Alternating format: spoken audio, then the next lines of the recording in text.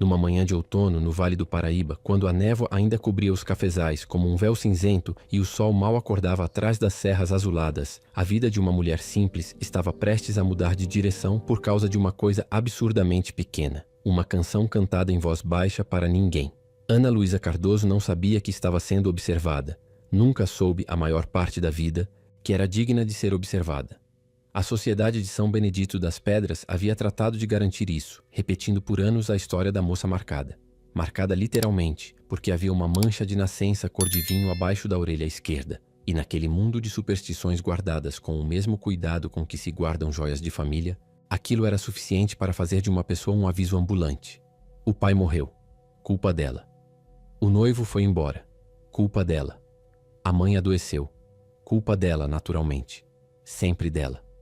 O que a Sociedade de São Benedito das Pedras não contava era com um fazendeiro obstinado que teve a infelicidade, ou a sorte, de chegar cedo demais do pasto numa manhã de maio de 1896. Você já sentiu que o mundo havia decidido quem você era antes mesmo de te dar a chance de mostrar quem você poderia ser? Que existia um rótulo colado na sua pele tão fundo que você mesmo começava a se acreditar nele, não porque era verdade, mas porque ouviu tantas vezes que a voz de fora virou voz de dentro. Me conta de onde você está ouvindo essa história hoje. E fica comigo, porque o que aconteceu entre Ana Luísa Cardoso e o coronel Henrique Menezes prova que, às vezes, tudo o que precisa para desfazer anos de injustiça é alguém que para, olha de verdade e não desvia mais o olhar. O Brasil de 1896 era um país que ainda não sabia muito bem o que queria ser. A República havia chegado 7 anos antes, carregada de proclamações e incertezas. E no interior de Minas Gerais, o impacto daquelas promessas chegava filtrado, amortecido pelas distâncias imensas e pela inércia de tradições que se recusavam a morrer com a mesma facilidade com que os decretos eram assinados no Rio de Janeiro. Nas fazendas do Vale do Paraíba, o tempo corria diferente, mais lento, mais pesado, governado pelos ciclos de colheita e de seca, pelas chuvas que chegavam em outubro e pelas geadas que cobriam o capim de branco nas madrugadas de julho. As hierarquias eram tão naturalizadas que ninguém sentia necessidade de nomeá-las em voz alta. Eram simplesmente o jeito das coisas. E o jeito das coisas, naqueles sertões, tinha peso de pedra. Era nesse mundo que Ana Luísa Cardoso carregava seus dias. Tinha 26 anos, embora fosse possível enganar-se sobre a idade dependendo de como a luz caía sobre ela. De frente, no pleno dia, parecia mais jovem do que era. Um rosto de linhas suaves e harmoniosas, pele de mel escuro bronzeada pelo sol que entrava pelas venezianas dos corredores que ela limpava, olhos de um âmbar profundo que guardavam mais inteligência e observação do que o vilarejo havia lhe dado crédito. De lado, especialmente nos momentos em que ela pensava estar sozinha, a maturidade aparecia como uma segunda camada. Uma linha tênue entre as sobrancelhas cultivada por anos de cálculos silenciosos sobre o quanto podia falar, o quanto podia ocupar, o quanto podia existir sem incomodar ninguém. Seus cabelos negros e espessos, que soltos chegariam à cintura, viviam sempre trançados e presos num coque baixo firme. Não por vaidade, nunca por vaidade, mas porque o trabalho não esperava, e o cabelo solto era um luxo que não cabia na sua vida. As mãos contavam a história que o rosto jovem ainda tentava esconder, calejadas nas pontas dos dedos, marcadas pelos anos de esfregão e sabão de cinza, mas de uma graça particular nos movimentos, algo que revelava, contra a própria vontade, uma leveza interior que o peso do dia ainda não havia conseguido apagar por completo. A mancha de nascença ficava abaixo da orelha esquerda, do tamanho de uma moeda de vintém, num vinho escuro que contrastava com o restante da pele. Era pequena por qualquer critério razoável e honesto. Mas o vilarejo de São Benedito das Pedras não era lugar de critérios razoáveis. Dizia-se que o pai de Ana Luísa, o tropeiro João Cardoso, havia morrido de febre 3 anos depois de ela nascer porque a marca era sinal de maldição. Pouco importava que febres matassem tropeiros com regularidade constante naqueles sertões, que o trabalho brutal nas estradas de barro e a ausência de qualquer medicina de qualidade fossem razões mais do que suficientes. A mancha era mais conveniente que a verdade, e a conveniência sempre venceu em São Benedito das Pedras. O noivo dos seus 18 anos, um rapaz de família de pequenos comerciantes que havia prometido muito e cumprido muito pouco, foi embora 6 meses depois do noivado, alegando que não se sentia bem perto dela. Com o vago desconforto de quem descobriu que a superstição alheia pode contaminar seu próprio prestígio. A mãe de Ana Luísa, Dona Benedita, havia adoecido do coração aos 50 anos, E o vilarejo assentou isso também na conta da filha, com a placidez injusta de quem não precisa explicar a matemática que inventou. Ana Luísa sabia de tudo isso. Não porque acreditasse, ela havia parado de acreditar em algum momento entre os 18 e os 20 anos, naquele intervalo difícil em que as ilusões morrem e a clareza ainda dói, mas porque era impossível ignorar o que vivia no olhar das pessoas, no espaço que abriam quando ela passava, na forma como algumas comadres mudavam de assunto quando ela se aproximava do grupo. Você aprende muito cedo, quando o mundo decide que você é mau augúrio, a ocupar o menor espaço possível, a andar rente às paredes, a responder com monossílabos, a carregar a dignidade não como bandeira, mas como armadura, invisível por fora, absolutamente presente por dentro, porque sem ela não havia mais nada. Vestia invariavelmente saias escuras de algodão grosso, preto, cinza chumbo, marrom terra, e aventais cerzidos com um cuidado que revelava respeito próprio mesmo dentro da humildade. Movia-se pelos corredores da casa grande da fazenda Menezes, com a precisão silenciosa de quem aprendeu que chamar atenção é perigoso, que existir com discrição é a única forma de existência que o mundo permitia a mulheres da sua condição. E ainda assim, havia algo nela que se recusava a desaparecer completamente. Uma postura, uma firmeza no olhar. A forma como ela cumpria cada tarefa com uma seriedade que não era submissão, era excelência dentro das possibilidades que lhe restavam. Trabalhava na fazenda Menezes desde os 22 anos, contratada pela necessidade urgente de comer e pagar o médico da mãe doente. E havia encontrado na casa grande um equilíbrio precário, mas suportável. Os outros empregados a tratavam bem no geral, com aquela mistura de simpatia e cautela que as superstições produzem, uma afeição real temperada por uma distância que ela havia aprendido a não interpretar como rejeição, apenas como costume velho demais para ser questionado. O que não era possível ignorar, e nunca havia sido, era Dona Perpétua. Perpétua Barros de Menezes tinha 52 anos, e a rigidez de quem havia construído a própria identidade inteira sobre a capacidade de impor ordem ao mundo ao redor.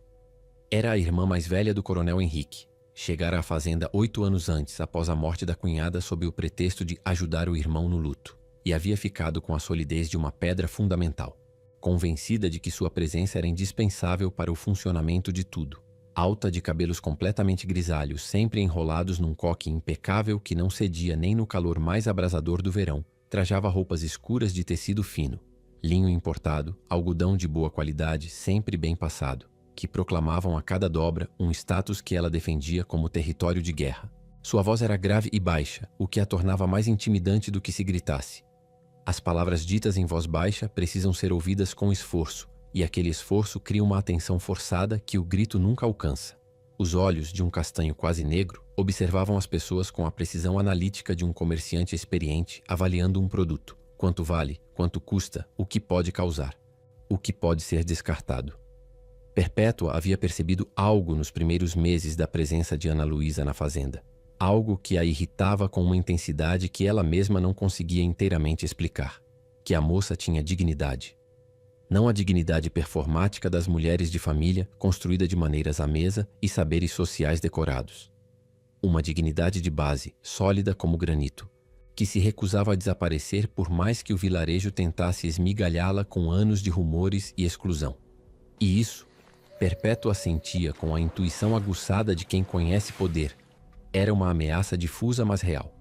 A perseguição era metódica e discreta, quase invisível para quem não estava prestando atenção. Perpétua multiplicava os deveres de Ana Luísa sempre que queria demonstrar autoridade. Havia proibido, com o verniz da ordem da casa, que ela se sentasse à mesa com os outros funcionários durante o almoço. Nas reuniões das comadres que aconteciam na varanda da fazenda nos domingos, deixava cair, com o cuidado de quem planta sementes em solo muito fértil, comentários sobre Ana Luísa, que ela era acima de sua condição, que tinha um jeito que não é natural numa moça da origem dela, que o pai morreu cedo por algum motivo.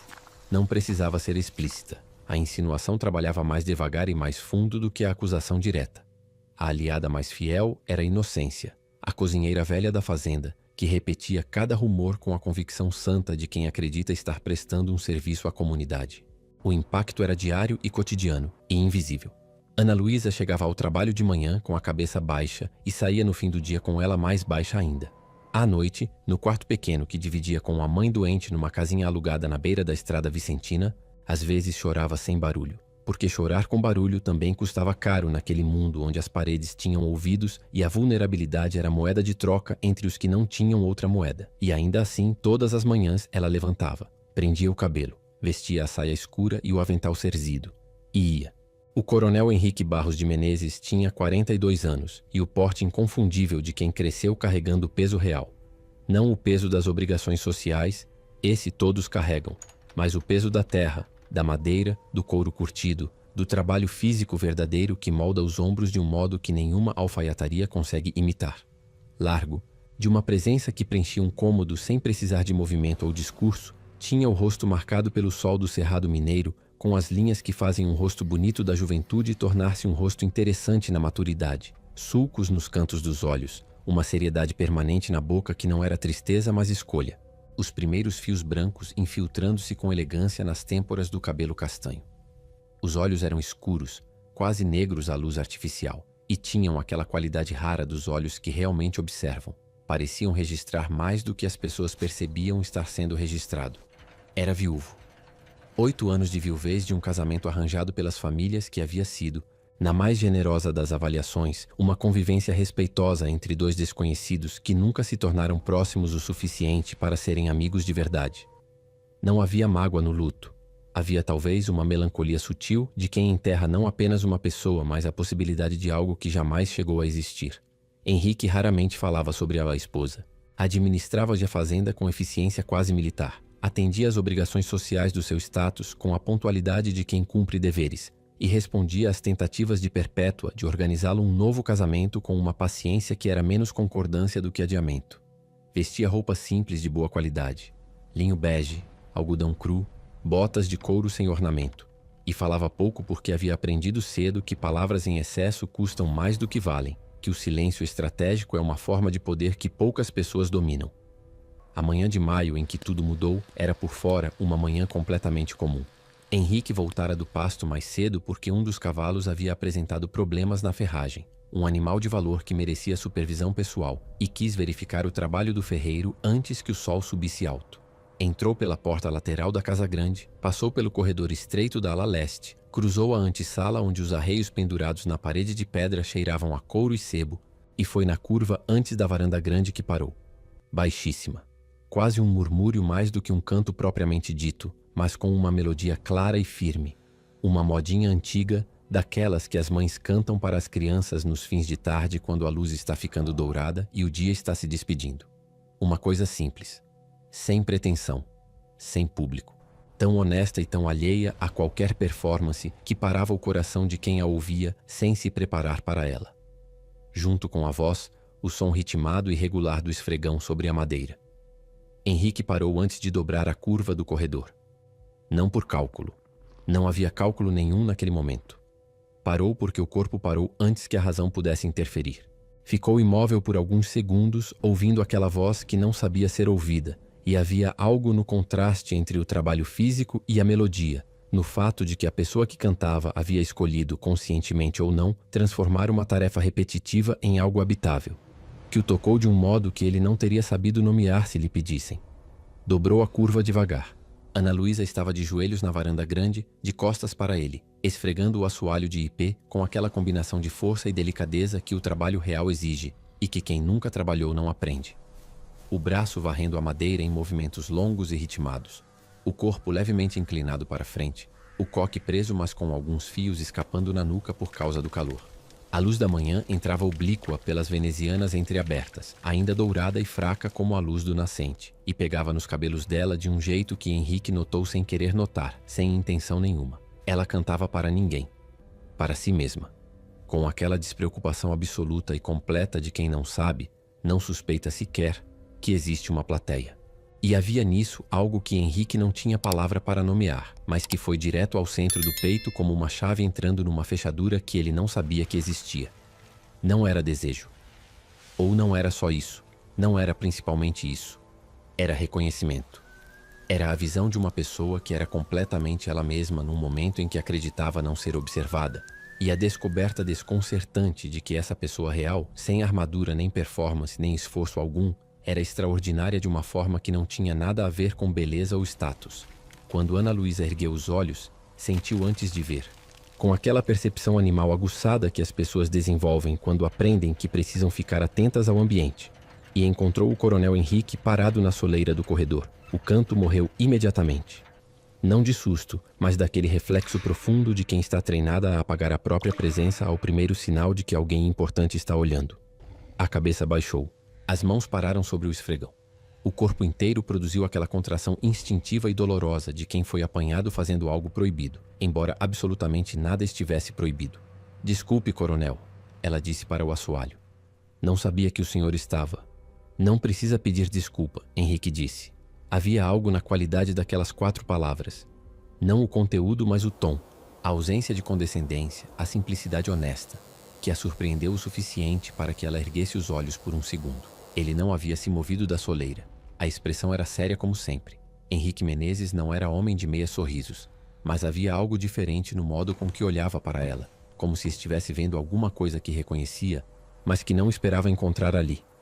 Continue, ele disse, e seguiu andando pelo corredor. Ana Luísa ficou imóvel por um longo momento depois que os passos dele desapareceram.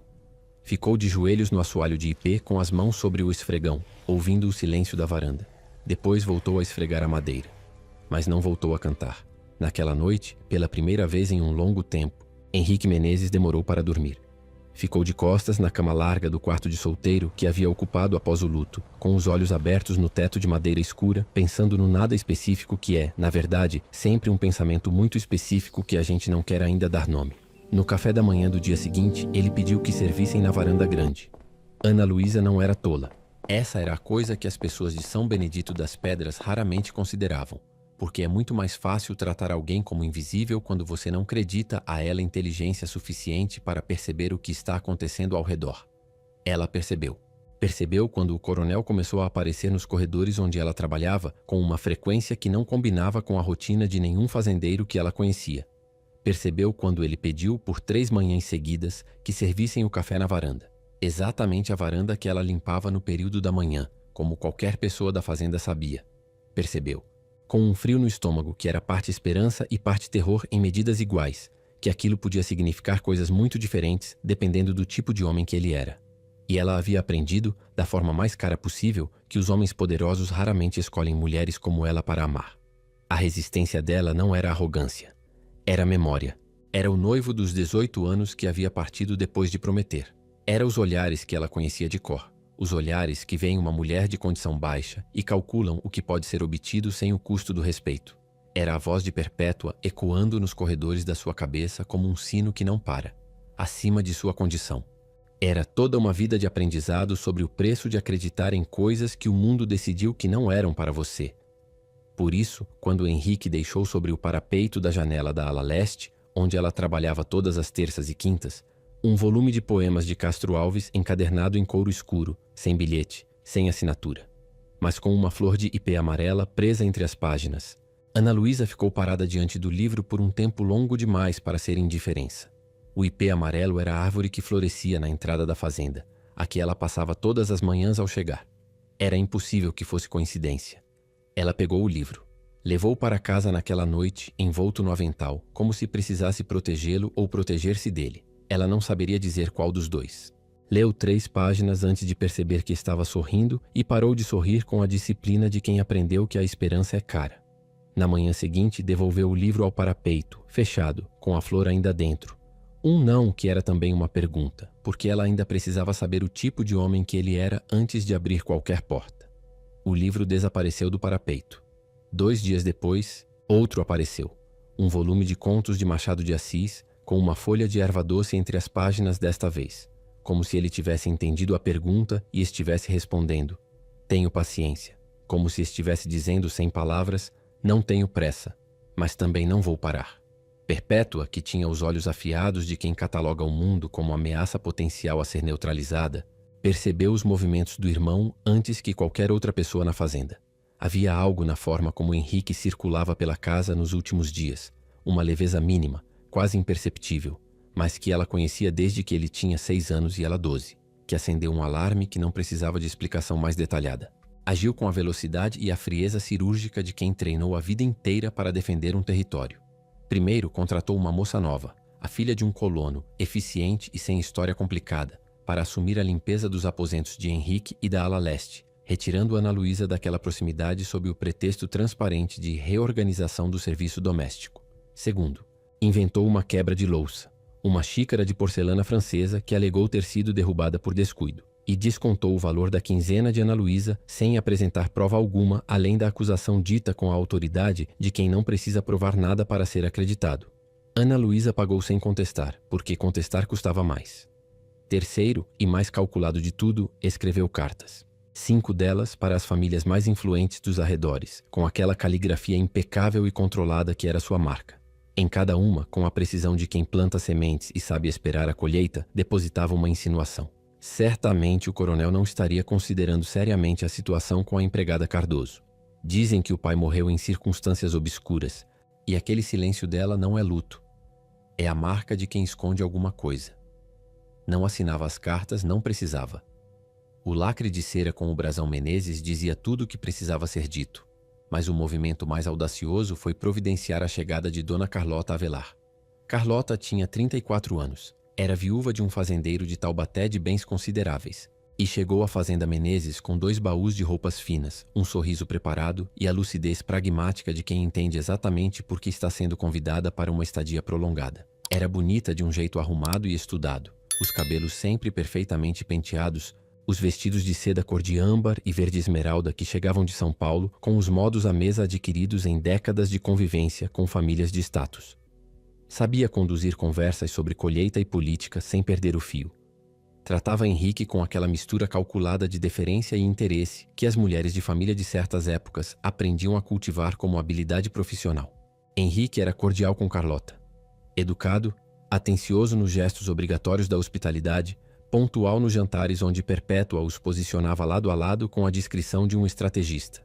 Mas havia uma distância nos seus olhos quando olhava para ela, uma ausência de atenção real, de presença genuína, que Ana Luísa, que o observava de longe com uma atenção que ela mesma mal admitia ter, reconheceu com aquela mistura perturbadora de alívio e medo que só acontece quando a gente começa a querer alguma coisa que ainda não sabe se pode ter.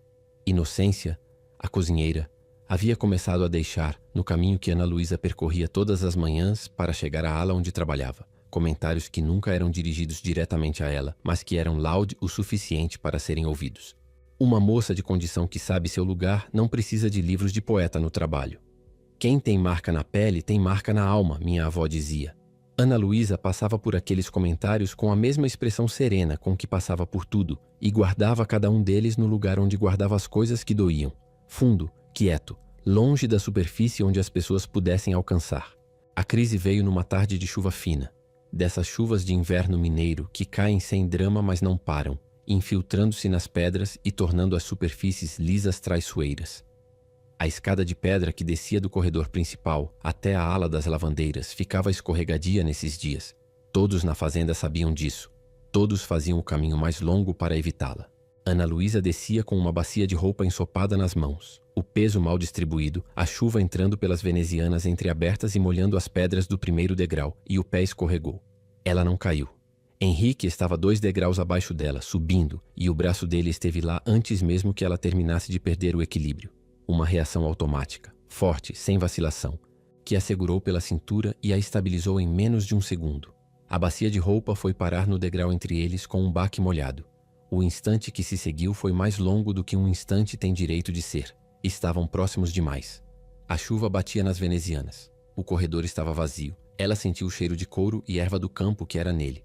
E ele sentiu sob as mãos a rigidez do corpo dela. Não de surpresa, mas de preparação, do reflexo automático de quem aprendeu que a proximidade com um homem poderoso precisa ser administrada com cuidado. Nenhum dos dois se moveu pelo tempo de 3 respirações longas. "A senhorita está bem?" Henrique perguntou com a voz que tinha quando falava com os cavalos mais nervosos. Baixa, sem aresta, sem pressa nenhuma. "Estou", Ana Luísa disse. E depois, sem calcular, sem a filtração habitual que colocava em todas as palavras antes de deixá-las sair. "O senhor não deveria se preocupar comigo." Ele não largou o braço imediatamente. Ficou um momento olhando para ela com aquela concentração que ela havia aprendido a ler como atenção real. Não frieza. "É o único cuidado que não me custa esforço", ele disse. Ana Luísa ficou com aquelas palavras por um segundo que era demasiado longo para ser natural. Depois abaixou os olhos, recolheu a bacia, agradeceu em voz baixa e seguiu descendo. Mas não mais com a mesma cabeça que havia descido com o dia inteiro até ali. A vulnerabilidade que ela havia guardado com tanto cuidado por anos estava começando a rachar de dentro. Não porque ele fosse encantador ou grandioso. Ele era, na verdade, deliberadamente simples. E era justamente essa simplicidade que desarmava, porque é muito mais difícil se defender da honestidade do que da sedução. Era o jeito com que ele ouvia. O jeito com que olhava sem catalogar. O livro com a flor de ipê, sem assinatura, sem cobrança, sem expectativa escrita por trás. Naquela noite, Ana Luísa tirou a trança do cabelo, o que raramente fazia antes de dormir, porque o ritual de soltar o cabelo parecia exigir que houvesse algo para celebrar. E ficou sentada na beira da cama com os cabelos soltos e escuros caindo sobre os ombros, olhando para a janela pequena onde a chuva ainda batia, pensando numa coisa que ainda não tinha nome, mas que já tinha peso. A sala da biblioteca ficava na ala leste da fazenda, uma divisão pequena, mas de teto alto, forrada de livros que o avô de Henrique havia colecionado com a ambição de quem acredita que ter os livros equivale a ter o conhecimento dentro deles. Ninguém abria aqueles volumes com muita regularidade. O trabalho da fazenda não deixava muito espaço para as meditações que a leitura exige, mas o espaço tinha um cheiro de papel envelhecido e madeira de cedro que era, por si mesmo, uma forma de companhia. Uma única janela grande dava para o jardim dos ipês, e a luz da tarde entrava oblíqua por ela, dourada e espessa, transformando o pó suspenso no ar em constelações microscópicas que flutuavam sem destino. Ana Luísa entrou procurando silêncio.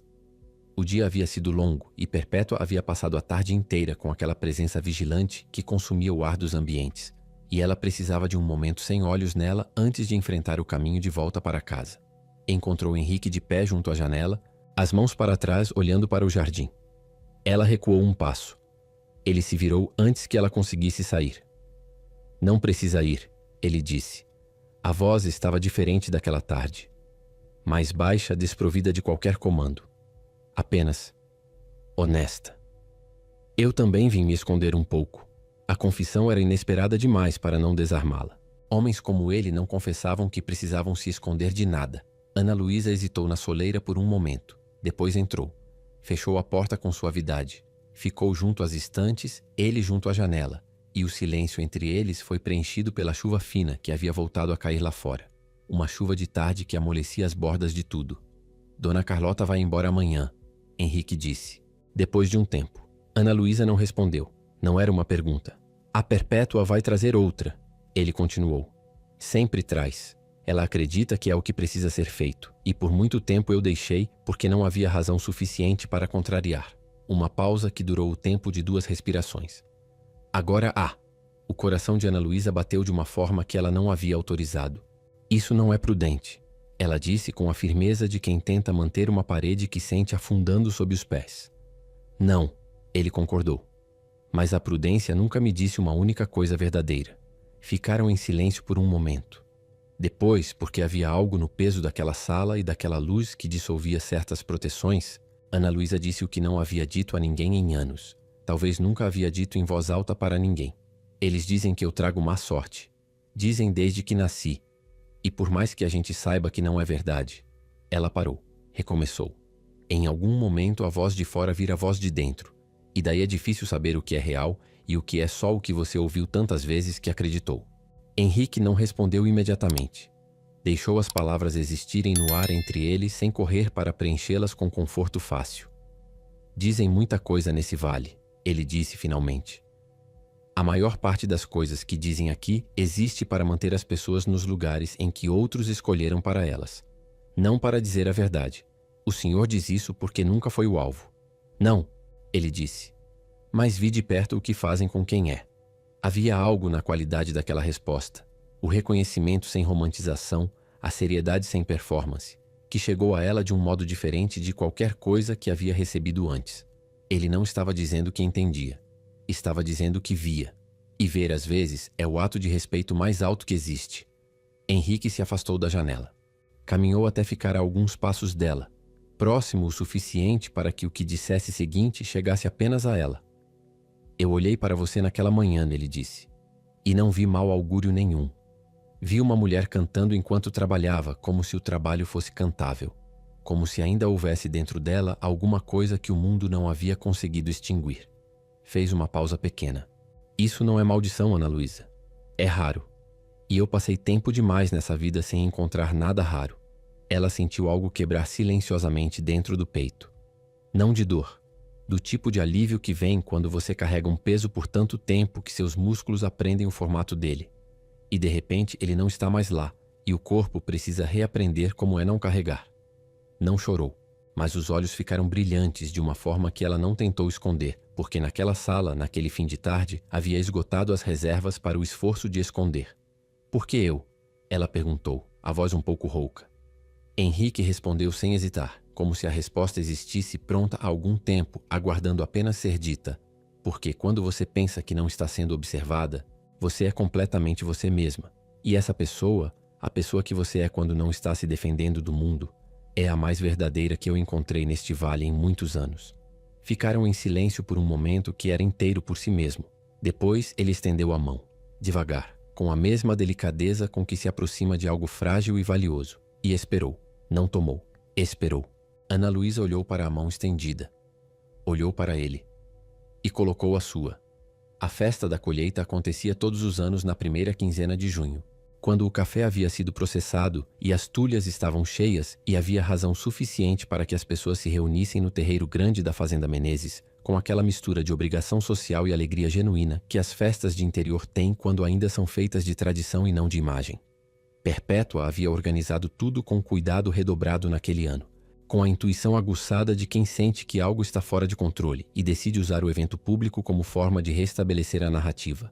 As mesas estavam bem postas com toalhas de algodão bordado. A música havia sido contratada com antecedência. Carlota Avelar havia sido convidada de volta com a insistência discreta de quem não aceita um não de primeira. Perpétua a havia posicionado, durante os cumprimentos iniciais, ao lado de Henrique, com a precisão de um enxadrista movendo uma peça importante. O que Perpétua não havia previsto era o que Henrique havia decidido fazer.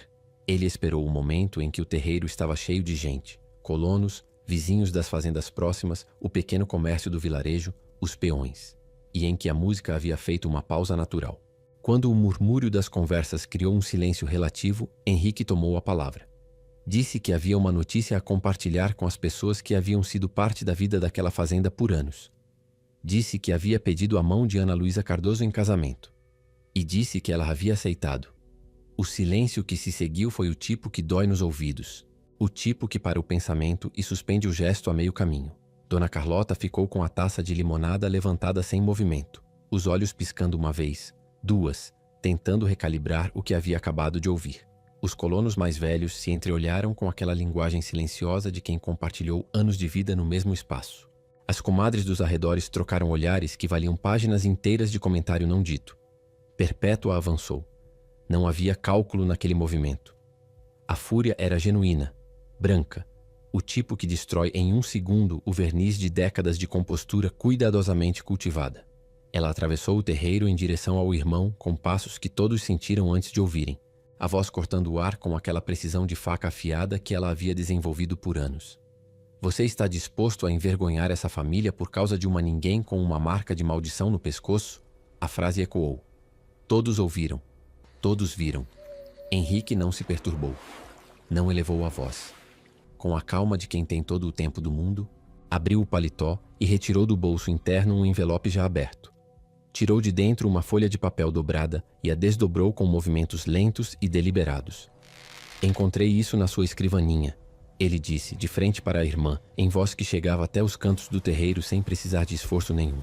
Uma carta para o padre Joaquim da paróquia, pedindo que recusasse os sacramentos a Ana Luísa Cardoso sob acusação de conduta desonesta. Uma pausa. Sem uma única prova. Sem um único fato. Apenas palavras colocadas em papel por alguém que achou que tinha o direito de destruir uma pessoa com a simples força da posição que ocupa. Perpétua ficou imóvel. A boca se abriu. Nenhuma palavra saiu. O silêncio do terreiro era diferente agora. Não o silêncio do choque. O silêncio da atenção real. De gente que estava prestando atenção a algo que importava. Ana Luísa havia ficado ao fundo junto à parede da casa quando Henrique havia começado a falar. Havia sentido o frio percorrer o corpo com o anúncio. Havia segurado a respiração com o avanço de Perpétua. Havia ficado com os punhos fechados ao lado do corpo enquanto a carta era revelada. Sentia os olhos de todos sobre ela. Alguns com curiosidade, alguns com simpatia, alguns com o julgamento que nunca muda de roupa. Agora, ela caminhou. Atravessou o terreiro com a mesma precisão silenciosa de sempre.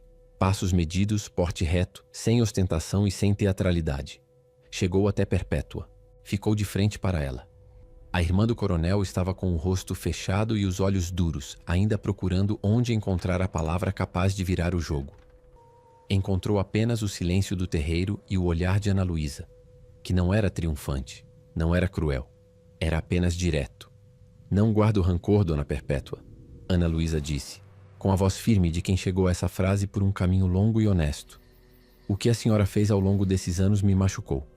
Não vou fingir que não. Mas também não vou carregar esse peso com a senhora. Uma pausa pequena. E também não peço licença para viver. Perpétua não respondeu.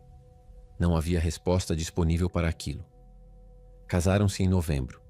Numa cerimônia simples na capelinha da fazenda, com a neve de pétalas de ipê branco que alguém havia espalhado no chão de pedra e com Dona Benedita na primeira fila, de olhos tão cheios que nem a vista boa que ainda tinha conseguia ver direito. 12 anos depois, a Fazenda Menezes acordava mais cedo do que antes, não por urgência, mas por hábito. E o hábito havia sido construído de afeto, porque havia crianças que acordavam cedo e arrastavam o silêncio da madrugada consigo quando saíam correndo para o terreiro a ver os cavalos antes do café da manhã.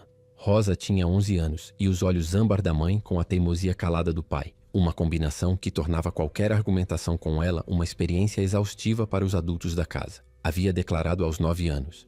Com a seriedade de uma sentença, que quando crescesse seria professora.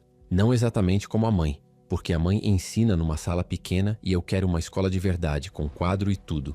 Ana Luísa havia ouvido isso com aquele sorriso lento que ela tinha, o sorriso que vinha de dentro e chegava ao rosto por último, e havia dito apenas: então vai aprender muito bem para poder ensinar melhor do que eu. Ernesto tinha 9 anos e estava mais interessado nos cavalos e no ritmo da fazenda do que em qualquer coisa que acontecesse dentro da casa, o que o tornava, sem que ele soubesse, a cópia mais fiel de Henrique em toda a extensão do vale.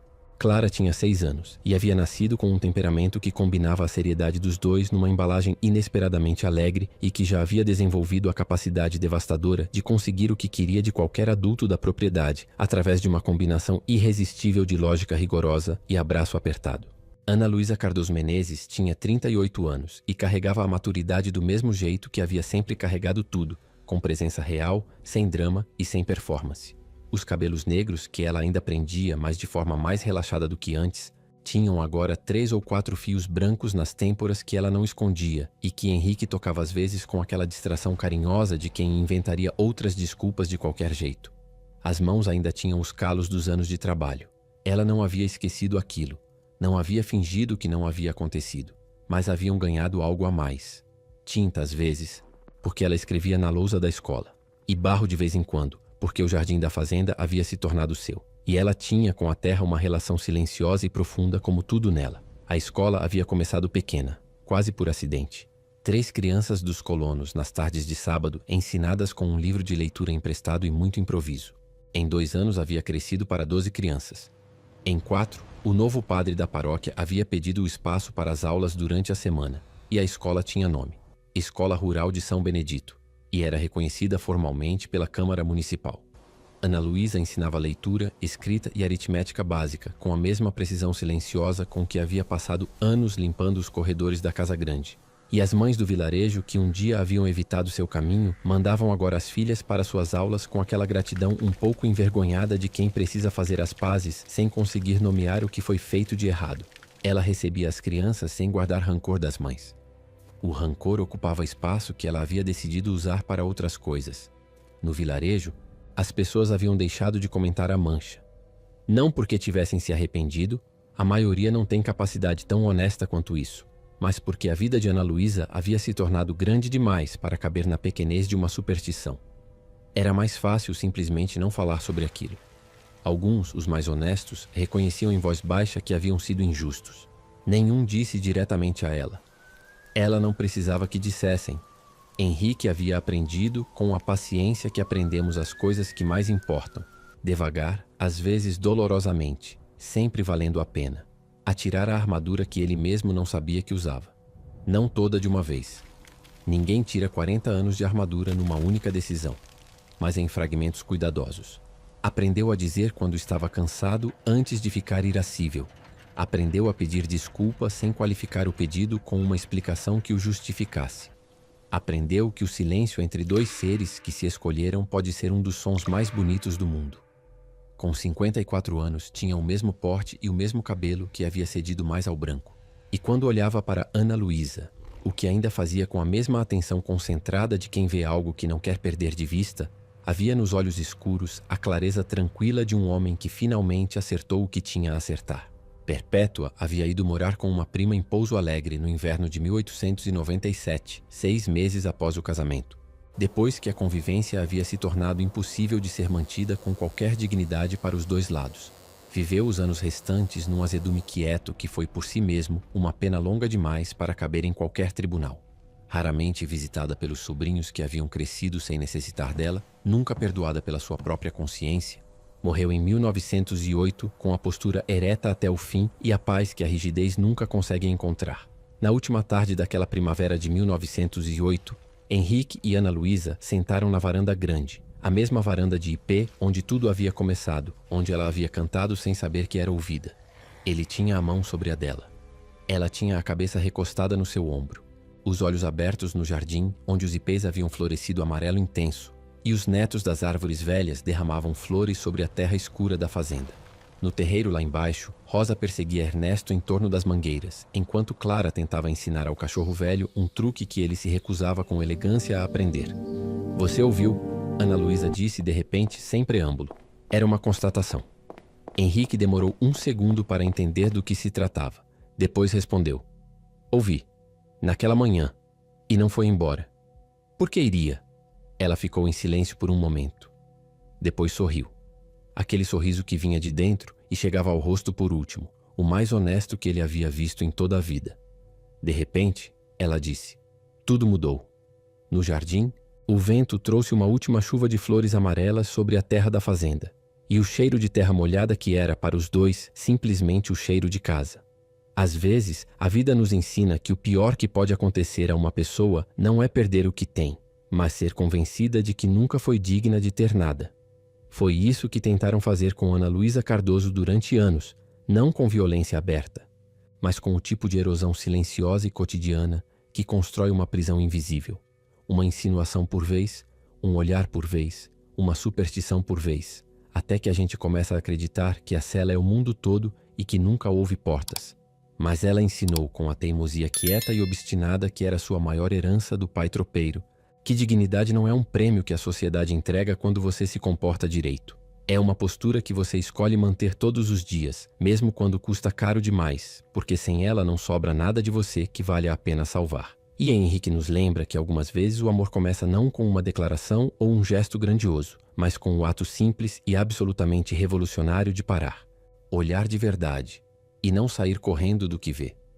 Juntos, eles fizeram a coisa mais subversiva que 2 seres humanos podem fazer num mundo que os cataloga e classifica por nascimento e marca e condição. Escolheram um ao outro com clareza total, sem pedir permissão e sem recuar. Se essa história tocou seu coração, me conta o que você sentiu. Teve alguma cena que te emocionou mais? Alguma frase que você vai guardar com você? E se você chegou até aqui, escreve a palavra IP nos comentários.